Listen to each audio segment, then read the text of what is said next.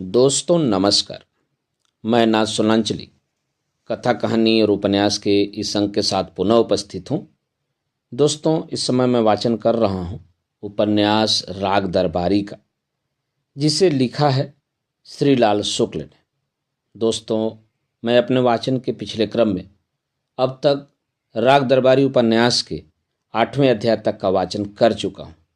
आज लीजिए सुनिए उपन्यास राग दरबारी के 9वें अध्याय का वाचन मेरे अर्थात नाथ सोनांचली के स्वर में। कोऑपरेटिव यूनियन का गबन बड़े ही सीधे साधे ढंग से हुआ था। सैकड़ों की संख्या में रोज होते रहने वाले गबनों की अपेक्षा इसका यही सौंदर्य था कि यह शुद्ध गबन था।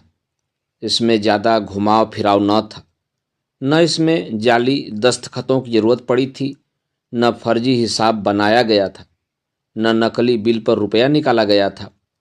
ऐसा गबन करने और ऐसे गबन को समझने के लिए किसी टेक्निकल योग्यता की नहीं, केवल इच्छा शक्ति की जरूरत थी। कोऑपरेटिव यूनियन का एक बीज गोदाम था जिसमें गेहूं भरा हुआ था। एक दिन यूनियन का सुपरवाइजर रामस्वरूप 2 ट्रक साथ में लेकर बीज गोदाम पर आया। ट्रकों पर गेहूं के बोरे लाद लिए गए और दूर से देखने वाले लोगों ने समझा कि यह तो कोऑपरेटिव में रोज होता ही रहता है। उन्हें पड़ोस के दूसरे बीज गोदाम में पहुंचाने के लिए रामस्वरूप खुद एक ड्राइवर की बगल में बैठ गया और ट्रक चल पड़े। सड़क से एक जगह कच्चे रास्ते पर मुड़ जाने से 5 मील आगे दूसरा बीज गोदाम मिल जाता, पर ट्रक उस जगह नहीं मुड़े, वे सीधे चले गए। यहीं से गबन शुरू हो गया। ट्रक सीधे शहर की गल्ला मंडी में पहुंच गए।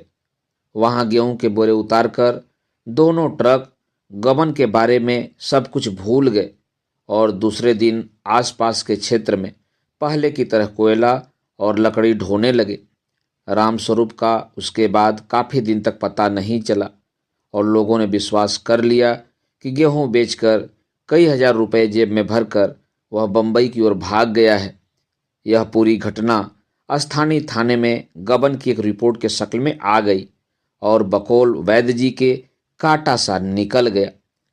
पर यूनियन के एक डायरेक्टर ने कल शहर जाकर एक ऐसा दृश्य देखा जिससे पता चलता है कि रामस्वरूप ने वे रुपए खर्च करने के लिए बंबई को नहीं, अपने इलाके के शहर को ही प्राथमिकता दी है।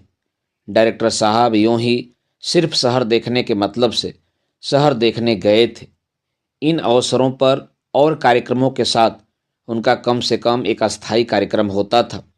किसी पार्क में पहुंचना, किसी पेड़ के नीचे बेंच पर बैठना, लैया चना चबाना, रंगीन फूलों और लड़कियों को ध्यानपूर्वक देखना और किसी कम उम्र छोकरे से सिर पर तेल मालिश कराना। जब वे इस कार्यक्रम की आखिरी मद पर पहुंचे तो एक घटना हुई। वे उस समय पेड़ के नीचे बेंच पर बैठे थे। उनकी आंखें मूदी हुई थीं और उनके सिर पर छोकरे की पतली और मुलायम उंगलियां तीड़ तीड़ तीड़ की आवाज़ निकाल रही थी। लड़का उल्लास के साथ उनके बालों पर तबले के कुछ टेढ़े मेढ़े बोल निकाल रहा था और वे आंखें मूदे अफसोस के साथ सोच रहे थे कि शायद वह तेल मालिश का कार्यक्रम जल्द ही खत्म कर देगा। एक बार उन्होंने आँख खोलकर पीछे की ओर गर्दन घुमाने की कोशिश की, पर तेल मालिश का असर उसमें इतनी अफसरी आ गई कि वह घूमी ही नहीं। अतः उन्होंने लड़के का मुंह तो नहीं देखा, जो कुछ सामने था उसे ही देखकर संतोष करना चाहा। उन्होंने देखा सामने एक पेड़ था और उसके नीचे बेंच पर रामस्वरूप सुपरवाइजर बैठा था। वह भी एक लड़के से सिर पर तेल मालिश करा रहा था और तीड़ तीड़ तीड़ की सुखपूर्ण अनुभूति में खोया हुआ था। दोनों पक्ष उस समय परमहंसों के भाव से अपने अपने जगत में तल्लीन थे। शांतिपूर्ण सहअस्तित्व के लिए यह आदर्श स्थिति थी। अतः उन्होंने एक दूसरे के मामले में हस्तक्षेप नहीं किया। लगभग 15 मिनट वे अपनी अपनी बेंच पर अच्छे पड़ोसियों की तरह बैठे हुए एक दूसरे को देखकर भी अनदेखा करते रहे। फिर देह तोड़कर दोनों पक्ष उठ खड़े हुए और अपने अपने मालिशकर्ता को यथोचित पारिश्रमिक देकर उन्हें दोबारा वहीं मिलने के लिए प्रोत्साहित करके पंचशील के सिद्धांतों के अनुसार वे अपने अपने रास्ते लग गए। शिवपालगंज की ओर लौटते समय डायरेक्टर को जान पड़ने लगा कि मालिश के सुख के पीछे उन्होंने कोऑपरेटिव आंदोलन के साथ विश्वासघात किया है। उन्हें याद आया कि रामस्वरूप फरार है और पुलिस उसकी तलाश में है।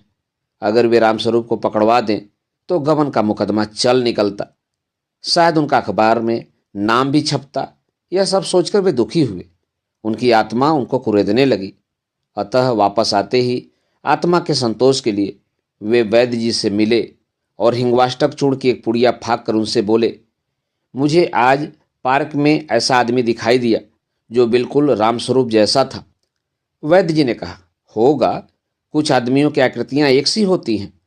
डायरेक्टर को लगा कि इतने से उनकी आत्मा उनका पीछा न छोड़ेगी। थोड़ी देर इधर उधर देखकर उन्होंने कहा, मैंने तभी सोचा था कि हो न हो यह रामस्वरूप ही है। वैद्य जी ने डायरेक्टर पर अपनी आंखें गड़ा दी। उन्होंने फिर कहा, रामस्वरूप ही था। मैंने सोचा था कि यह साला यहाँ क्या कर रहा है, मालिश करा रहा था। तुम वहाँ क्या कर रहे थे? डायरेक्टर ने अनमने ढंग से कहा, मैं थक कर एक पेड़ के नीचे आराम कर रहा था। वैद्य जी ने कहा, उसी समय पुलिस को सूचना देनी थी। डायरेक्टर थोड़ी देर सोचते रहे, फिर सोच समझ कर बोले, मैंने सोचा कहीं रामस्वरूप यह जान न ले कि उसे देख लिया गया है, इसलिए पुलिस को इत्तला नहीं दी।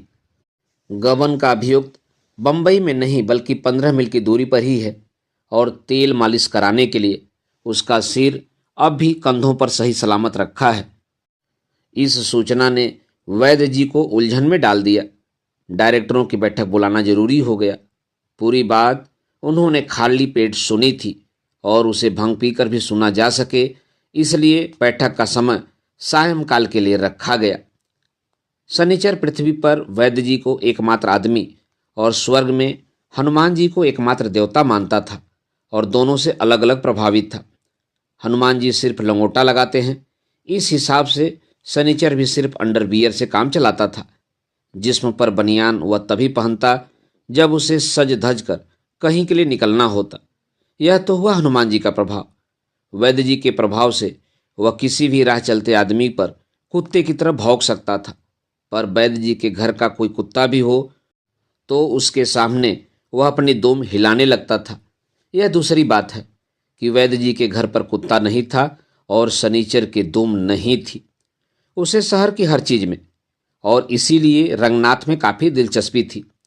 जब रंगनाथ दरवाजे पर होता, शनिचर भी उसके आसपास देखा जा सकता था। आज भी यही हुआ। वैद्य जी कोऑपरेटिव यूनियन की बैठक में गए थे। दरवाजे पर सिर्फ रंगनाथ और शनिचर थे। सूरज डूबने लगा था और जाड़े की शाम के साथ हर घर से उठने वाला कसैला धुआं मकानों के ऊपर लटक गया था। कोई रास्ते पर खटखट करता हुआ निकला। किसी भी शारीरिक विकार के लिए हम भारतीयों के मन में जो सात्विक घृणा होती है उसे थूक कर बाहर निकालते हुए शनिचर ने कहा, लंगड़वा जा रहा है साला। कहकर वह उछलता हुआ बाहर चबूतरे पर आ गया और वहीं मेढक की तरफ बैठ गया। रंगनाथ ने पुकार कर कहा, लंगड़ हो क्या? वह कुछ आगे निकल गया था। आवाज़ सुनकर वहीं रुक गया और पीछे मुड़कर देखते हुए बोला, हाँ बापू, लंगड़ ही हो। मिल गई नकल? रंगनाथ के इस सवाल का जवाब शनिचर ने दिया, नकल नहीं, इन्हें मिलेगा सिकहर। उसी में एक टांग लटकाकर झूला करेंगे। लंगड़ पर इसका कोई असर नहीं पड़ा। वहीं से उसने पुकार कर कहा, नकल तो नहीं मिली बापू, आज नोटिस बोर्ड पर ऐतराज छपा है। क्या हुआ, फिर से फीस कम पड़ गई क्या? फीस नहीं बापू, वह अपनी बात को सुनाने के लिए चिल्ला रहा था। इस बार मुकदमे के पते में कुछ गलती है। प्रार्थी के दस्तखत गलत खाने में हैं। तारीख के ऊपर 2 अंक एक में मिल गए हैं। एक जगह कुछ कटा है, उस पर दस्तखत नहीं है। बहुत गलती निकाली गई है। रंगनाथ ने कहा, वे दफ्तर वाले बड़े शरारती हैं, कैसी कैसी गलतियां निकालते हैं। जैसे गांधी जी अपनी प्रार्थना सभा में समझा रहे हों कि हमें अंग्रेजों से घृणा नहीं करनी चाहिए। उसी भाव को आत्मसात करते हुए लंगड़ ने सिर हिलाकर कहा, नहीं बापू, दफ्तर वाले तो अपना काम करते हैं। सारी गड़बड़ी अर्जिनवीस की है। विद्या का लोप हो रहा है। नए नए अर्जिनवीस गलत फलत लिख देते हैं। रंगनाथ ने मन में इतना तो मंजूर कर लिया कि विद्या का लोप हो रहा है, पर लंगड़ के बताए हुए कारण से वह सहमत नहीं हो सका। वह कुछ कहने जा रहा था, तब तक लंगड़ ने जोर से कहा, कोई बात नहीं बापू, कल दरख्वास्त ठीक हो जाएगी। वह खट खट खट करता चला गया। सनीचर ने कहा, जाने किस किस देश के बांगड़ू शिवपालगंज में इकट्ठा हो रहे हैं। रंगनाथ ने उसे समझाया, सब जगह ऐसा ही है, दिल्ली का भी यही हाल है। वह सनीचर को दिल्ली के किस्से सुनाने लगा। जैसे भारतीयों की बुद्धि अंग्रेजी की खिड़की से झांककर संसार का हालचाल देती है, वैसे ही सनीचर की बुद्धि रंगनाथ की खिड़की से झांकती हुई दिल्ली के हालचाल लेने लगी। दोनों कुछ देर उसी में अटके रहे। अंधेरा हो चला था, पर अभी हालत ऐसी नहीं थी कि आग के सामने खड़े हुए आदमी और जानवर में तमीज न की जा सके। वैद्य जी की बैठक में एक लालटेन लटका दी गई। सामने रास्ते से 3 नौजवान जोर जोर से ठहाके लगाते हुए निकले। उनकी बातचीत किसी एक ऐसी घटना के बारे में होती रही जिसमें दोपहर, फंटूस, चकाचक, ताश और पैसे का जिक्र उसी बहुतायत से हुआ जो प्लानिंग कमीशन के अहलकारों में इवैल्यूएशन, कोऑर्डिनेशन, डॉवलेटिंग या साहित्यकारों में परिप्रेक्ष्य, आयाम, युगबोध, संदर्भ आदि कहने में पाई जाती है। कुछ कहते कहते तीनों नौजवान बैठक से आगे जाकर खड़े हो गए। सनीचर ने कहा, बद्री भैया इन जानवरों को कुश्ती लड़ना सिखाते हैं। समझ लो बाघ के हाथ में बंदूक दे रहे हैं। वैसे ही सालों के मारे लोगों का रास्ता चलना मुश्किल है। दांव पे सीख गए तो गांव छोड़ देना होगा। अचानक नौजवानों ने एक विशेष प्रकार का ठहाका लगाया। सभी वर्गों की हंसी और ठहाके अलग अलग होते हैं। काफी हाउस में बैठे हुए साहित्यकारों का ठहाका कई जगहों से निकलता है। वह किसी के पेट की गहराई से निकलता है, किसी के गले, किसी के मुंह से, और उनमें से एक आध ऐसे भी रह जाते हैं जो सिर्फ सोचते हैं कि ठहाका लगाया क्यों गया है। डिनर के बाद काफ़ी पीते हुए छके हुए अफसरों का ठहाका दूसरी ही किस्म का होता है। वह ज़्यादातर पेट की बड़ी ही अंदरूनी गहराई से निकलता है। उस ठहाके के घनत्व का उनकी साधारण हंसी के साथ वही अनुपात बैठता है जो उनकी आमदनी का उनकी तनख्वाह से होता है। राजनीतिज्ञों का ठहाका सिर्फ मुंह के खोखल से ही निकलता है और उसके 2 ही आयाम होते हैं, उसमें प्रायः गहराई नहीं होती। व्यापारियों का ठहाका होता ही नहीं, और अगर होता भी है तो ऐसे सूक्ष्म और सांकेतिक रूप में कि पता लग जाता है। ये इनकम टैक्स के डर से अपने ठहाके का स्टॉक बाहर नहीं निकालना चाहते। इन नौजवानों ने जो ठहाका लगाया था वह सबसे अलग था। यह सोहदों का ठहाका था जो आदमी के गले से निकलता है पर जान पड़ता है मुर्गों, गीदड़ों और घोड़ों के गले से निकला है। ठहाका सुनते ही सनीचर ने अधिकार भरी आवाज में कहा, यहाँ खड़े खड़े क्या उखाड़ रहे हो, जाओ रास्ता नापो।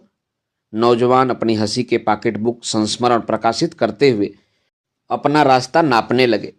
तब तक अंधेरे से एक औरत छम छम करती हुई निकली और लालटेन की धीमी रोशनी में लपलपाती हुई परछाई छोड़ती दूसरी ओर निकल गई।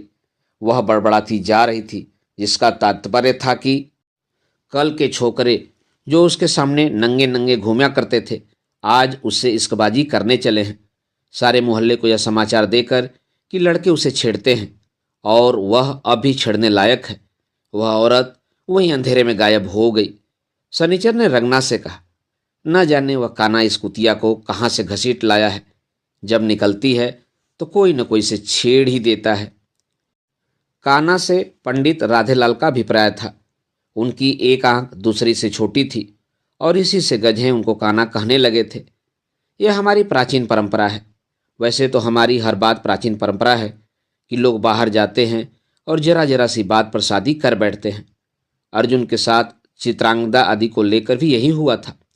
यही भारतवर्ष के प्रवर्तक भरत के पिता दुष्यंत के साथ हुआ था। यही त्रिनिडाद और टोबैको, वर्मा और बैंकॉक जाने वालों के साथ होता था। यही अमेरिका और यूरोप जाने वालों के साथ हो रहा है और यही पंडित राधेलाल के साथ हुआ। अर्थात अपने मोहल्ले में रहते हुए जो बिरादरी के 1 इंच बाहर भी जाकर शादी करने की कल्पना मात्र से बेहोश हो जाते हैं, वे भी अपने क्षेत्र से बाहर निकलते ही शादी के मामले में शेर हो जाते हैं। अपने मोहल्ले में देवदास पार्वती से शादी नहीं कर सका और एक समूची पीढ़ी को कई वर्षों तक रोने का मसाला दे गया था। उसे विलायत भेज दिया जाता तो वह निश्चय ही बिना हिचक किसी गोरी औरत से शादी कर लेता।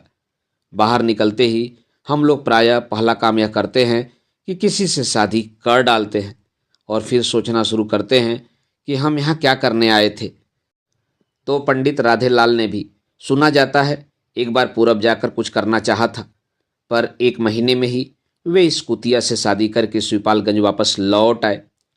किसी पूर्वी जिले की एक शक्कर मिल में एक बार पंडित राधेलाल को नौकरी मिलने की संभावना नजर आई। नौकरी चौकीदारी की थी। वे वहां जाकर एक दूसरे चौकीदार के साथ रुक गए। तब पंडित राधेलाल की शादी नहीं हुई थी और उनके जीवन की सबसे बड़ी समस्या यह थी कि औरत के हाथ का खाना नहीं मिलता। उनके साथी चौकीदार की बीबी ने कुछ दिनों के लिए इस समस्या को सुलझा दिया। वहां रहते हुए वह उसका बनाया हुआ खाने लगे और जैसे कि एक जगत प्रसिद्ध कहावत है, स्त्री पेट के रास्ते आदमी के हृदय पर कब्जा करती है, उसने पंडित राधेलाल के पेट में सुरंग लगा दी और हृदय की ओर बढ़ने लगी। उन्हें उनका बनाया हुआ खाना कुछ ऐसा पसंद आया और वह खुद अपनी बनाई हुई सुरंग में इस तरह फंस गई कि महीने भर के भीतर ही वे उसे अपना खाना बनाने के लिए शिवपालगंज ले आए। चलते चलते उसके घर से ही उन्होंने 1-2 साल के लिए खाने का इंतजाम भी साथ में ले लिया। इस घटना के बाद मिल के क्षेत्रों में लोगों ने सोचा कि पंडित राधेलाल का साथी चौकीदार उल्लू है। शिवपालगंज में गंजहों ने सोचा कि राधेलाल मर्द का बच्चा है। अब तक उस क्षेत्र में पंडित राधेलाल की प्रतिष्ठा कभी न उखड़ने वाले गवाह के रूप में थी, अब वे कभी न चुकने वाले मर्द के रूप में भी विख्यात हो गए। वैसे कभी न उखड़ने वाले गवाह की ख्याति ही पंडित राधेलाल की जीविका का साधन थी। वे निरक्षरता और साक्षरता की सीमा पर रहते थे और जरूरत पड़ने पर अदालतों में दस्तखत कर लेता हूँ, मैं पढ़ा लिखा नहीं हूँ, इनमें से कोई भी बयान दे सकते थे। पर दीवानी और फौजदारी कानूनों का उन्हें इतना ज्ञान सहज रूप से मिल गया था कि वे किसी भी मुकदमे में गवाह की हैसियत से बयान दे सकते थे और जिरह में अब तक उन्हें कोई भी वकील उखाड़ नहीं पाया था। जिस तरह कोई भी जज अपने सामने के किसी भी मुकदमे का फैसला दे सकता है, कोई भी वकील किसी भी मुकदमे की वकालत कर सकता है, वैसे ही पंडित राधेलाल किसी भी मामले के चश्मदीद गवाह बन सकते थे। संक्षेप में, मुकदमेबाजी की जंजीर में वे भी जज, वकील, पेशकार आदि की तरह एक अनिवार्य कड़ी थे। और जिस अंग्रेजी कानून की मोटर पर चढ़कर हम बड़े गौरव के साथ रूल ऑफ लॉ की घोषणा करते हुए निकलते हैं, उसके पहियों में वे टायराइड की तरह बंधे हुए उसे मनमाने ढंग से मोड़ते चलते थे। एक बार इजलास में खड़े होकर जैसे ही वे शपथ लेते, गंगा कसम, भगवान कसम, सच सच कहेंगे, वैसे ही विरोधी पक्ष से लेकर मजिस्ट्रेट तक समझ जाते कि अब यह सच नहीं बोल सकता। पर ऐसा समझना बिल्कुल बेकार था, क्योंकि फैसला समझ से नहीं कानून से होता है और पंडित राधेलाल की बात समझने में चाहे जैसी लगे, कानून पर खरी उतरती थी। पंडित राधेलाल की जो भी प्रतिष्ठा रही हो, उनकी प्रेयसी की स्थिति बिल्कुल साफ थी। वह भाग कर आई थी, इसलिए कुतिया थी। लोग उससे मजाक कर सकते थे और हमेशा यह समझ कर चल सकते थे कि उसे मजाक अच्छा लगता है। यह शिवपालगंज के नौजवानों का सौभाग्य था कि कुतिया ने भी उनको निराश नहीं किया। उसे सचमुच ही मजाक अच्छा लगता था और इसी से मजाक होने पर छूटते ही गाली देती थी, जो कि गजहों में आत्माभिव्यक्ति का एक बड़ा जनप्रिय तरीका माना जाता था। शनिचर रंगनाथ को पंडित राधेलाल का किस्सा बड़े ही नाटकीय ढंग से सुना रहा था। तभी उन तीनों नौजवानों में से एक बैठक के दरवाजे पर आकर खड़ा हो गया। वह नंगे बदन था। उसके जिस्म पर अखाड़े की मिट्टी लगी हुई थी। लंगोटे की पट्टी कमर से पैरों तक हाथी की सूंड की तरह लटकी हुई थी। उन दिनों शिवपालगंज में लंगोटा पहनकर चलने वालों में यही फैशन लोकप्रिय हो रहा था। शनिचर ने पूछा, क्या मामला है छोटे पहलवान? पहलवान ने शरीर के जोड़ों पर दांत खुजलाते हुए कहा, बद्री भैया आज अखाड़े में नहीं आए, कहाँ लपक गए? लपक कहाँ जाएंगे, इधर उधर कहीं होंगे। कहाँ होंगे? यूनियन का सुपरवाइजर गेहूं लाद कर भाग गया है, उसी की मीटिंग यूनियन में हो रही है।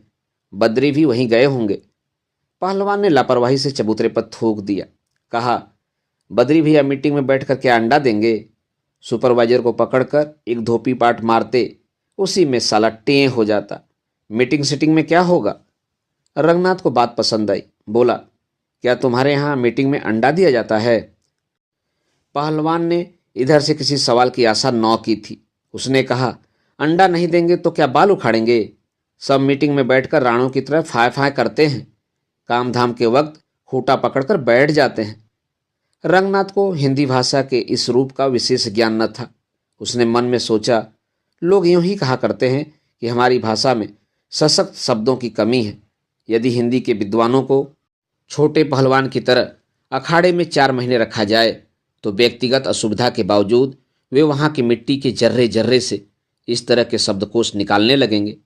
रंगनाथ ने अब छोटे पहलवान को आदर की निगाह से देखा, इत्मीनान से बात करने के मतलब से कहा, अंदर आ जाओ पहलवान। बाहर कौन गाज गिर रही है, हम यहीं चुर्रेट हैं। इतना कहकर छोटे पहलवान ने बातचीत में कुछ आत्मीयता दिखाई, पूछा, तुम्हारे क्या हाल हैं रंगनाथ गुरु। रंगनाथ पहलवान से अपने बारे में ज़्यादा बात करना नहीं चाहता था। दोनों वक्त दूध बादाम पीने और कसरत करने की बात काफ़ी हाउसों में भले ही लोगों की उत्सुकता न जगाए, पर छोटे पहलवान के लिए यह विषय पूरी रात पार करने को काफ़ी था। रंगनाथ बोला, हम तो बिल्कुल फिट है पहलवान, अपने हाल बताओ। इस सुपरवाइजर को गेहूं बेचने की क्या ज़रूरत पड़ी। पहलवान ने फिर नफरत के साथ चबूतरे पर थूका, लंगोट की पट्टी को आगे खींचकर कसा और इस प्रकार असफल चेष्टा से यह शुभेच्छा प्रकट की कि वह नंगा नहीं है। इसके बाद अपने को रंगनाथ की समकक्षता में लाकर बोला, अरे गुरु, कहा गया है तन पनन लत्ता पान खाए अलबत्ता, वही हाल था। लखनऊ में दिन रात फुट फेरी करता था, तो बिना मसाले के फुट फेरी कैसी, गेहूं तो बेचेगा ही। यह फुटफेरी क्या चीज़ है। पहलवान हंसा, फुटफेरी नहीं समझे, वह ससुरा बड़ा लासेबाज था, तो लासेबाजी कोई हंसी ठट्ठा है। बड़ों बड़ों का गोदा निकल आता है। जमुनापुर की रियासत तक इसी में तीड़ी बिड़ी हो गई। देसी विश्वविद्यालयों के लड़के अंग्रेजी फिल्म देखने जाते हैं, अंग्रेजी बातचीत समझ में नहीं आती, फिर भी बेचारे मुस्कुराकर दिखाते रहते हैं कि वे सब समझ रहे हैं और फिल्म बड़ा मज़ेदार है। नासमझी के माहौल में रंगनाथ भी उसी तरह मुस्कुराता रहा। पहलवान कहता रहा, गुरु, इस रामस्वरूप सुपरवाइजर की नक्शेबाजी मैं पहले से ही देख रहा था। बहदरी पहलवान से मैंने तभी कह दिया था कि वास्ताद, यह लखनऊ लासेबाजी की फिराक में जाता है। तब तो बद्री वास्ताद भी कहते रहे कि टाँय टाँय न कर छोटू, साला आगे खाएगा तो अगार हगेगा। वह अब आग भी खा गया और गेहूं की तीड़ी कर ले गया। पहले तो वैद्य महाराज भी छिपाए बैठे थे, और जब पानी का हगा उतराया है तो सब यूनियन के दफ्तर में बैठकर फुसर फुसर कर रहे हैं। सुना है प्रस्ताव पास करेंगे, प्रस्ताव न पास करेंगे घंटा। गल्ला गोदाम का सब गल्ला तो रामस्वरूप निकाल ले गया, अब जैसे प्रस्ताव पास करके ये उसका कुछ उखाड़ लेंगे। रंगनाथ ने कहा, बद्री से तुमने बेकार ही बात की। वैद्य जी से अपना सुभाव बताते तो वह तभी इस सुपरवाइजर को यहाँ से हटवा देते। अरे गुरु, मुंह न खुलवाओ, वैद्य जी तुम्हारे मामा हैं, पर हमारे कोई बाप नहीं लगते। सच्ची बात ठास दूंगा तो कलेजे में कल्लाएगी। हाँ, सनीचर ने कहा, छोटू पहलवान, आज बहुत छान कर चले हो क्या, बड़ी रंगबाजी झाड़ रहे हो। छोटे पहलवान बोले, रंगबाजी की बात नहीं बेटा, मेरा तो रोया रोया सुलग रहा है। जिस किसी की दुम उठाकर देखो मादा ही नजर आता है। वैद्य महाराज के हाल हमसे न कहलाओ, उनका खाता खुल गया तो भभक जैसी निकल आएगा, मुदना भी मुश्किल हो जाएगा। यही रामस्वरूप रोज वैद्य जी के ही मुंह में मुंह डालकर 3-13 की बातें करता था, और जब 2 ठेला गेहूं लदवा कर रफू चक्कर हो गया तो 2 दिन से टिलटिला रहे हैं। हम भी यूनियन में हैं, कह रहे थे प्रस्ताव में चलकर हाथ उठा दो। हम बोले कि हमसे न उठवाओ महाराज, मैं हाथ उठाऊंगा तो लोग काखने लगेंगे। हाँ, यही रामस्वरूप रोज शहर में घसड़ फसड़ करता घूमता है। उसे पकड़वा कर 1 लाख की इमारत में बंद कराते नहीं, कहते हैं प्रस्ताव कर लो। बद्री वस्ताद खुद बिलबिलाए हुए हैं, पर सगे बाप का मामला, यह जांग खोलो तो लाज और वह खोलो तो लाज। तब तक बैठक के सामने लोगों के आने की आवाज़ें सुनाई दी। चबूतरे पर खद्दर की धोती, कुर्ता, सदरी, टोपी और चादर में भव्य मूर्ति वैद्य महाराज प्रकट हुए। उनके पीछे कई और चेले चपाटे। बद्री पहलवान सबसे पीछे थे। चेहरा बिना तोबड़ी की सहायता के ही तोबड़ा जैसा लग रहा था। उन्हें देखते ही छोटे ने कहा, वास्ताद, ये बड़ा फंटूस मामला है। बड़ी देर से बताने के लिए खड़ा हूँ। खड़े हो तो कौन पिघले जा रहे हो, क्या मामला है? कहकर बद्री पहलवान ने छोटे का स्वागत किया। गुरु शिष्य चबूतरे के दूसरे छोर पर बातचीत करने के लिए चले गए। वैद्य जी और 4-5 आदमी अंदर आ गए। एक ने इत्मीनान की बड़ी लंबी सांस खींची, जो खत्म होते होते एक सिसकी में बदल गई। दूसरा तख्त पर बैठ गया और उसने इतने जोर से जम्हाई ली कि पहले तो वह जम्हाई रही, पर आखिर में सीटी पर आकर खत्म हुई। वैद्य जी ने भी तकिए के सहारे बैठकर अपनी टोपी और कुर्ता इस अंदाज से तख्त के दूसरे छोर पर फेंका जैसे कोई बड़ा गवैया एक लंबी तान लगा चुकने के बाद सम पर आ गया हो।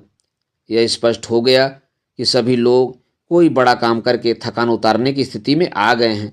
सनीचर बोला, महाराज बहुत थकान आ गई हो तो एक बार फिर छनवा दो। वैद्य जी कुछ नहीं बोले। यूनियन के एक डायरेक्टर ने कहा, दोबारा तो वहीं यूनियन में छन चुकी है, बढ़िया माल, दूधिया, अब घर चलने का नंबर है। वैद्य जी कुछ देर पूर्वत चुप बैठे हुए दूसरों की बातें सुनते रहे। यह आदत उन्होंने तभी से डाल ली थी जब से उन्हें विश्वास हो गया था कि जो खुद कम खाता है दूसरों को ज़्यादा खिलाता है, खुद कम बोलता है दूसरों को ज़्यादा बोलने देता है, वहीं खुद कम बेवकूफ़ बनता है दूसरों को ज़्यादा बेवकूफ़ बनाता है। फिर वे अचानक बोले, रंगनाथ तुम्हारी क्या राय है? जिस तरह बिना बताए हुए वैद्य जी ने राय मांगी थी, उसी तरह बिना बात समझते हुए रंगनाथ ने कहा, जी जो होता है अच्छा ही होता है।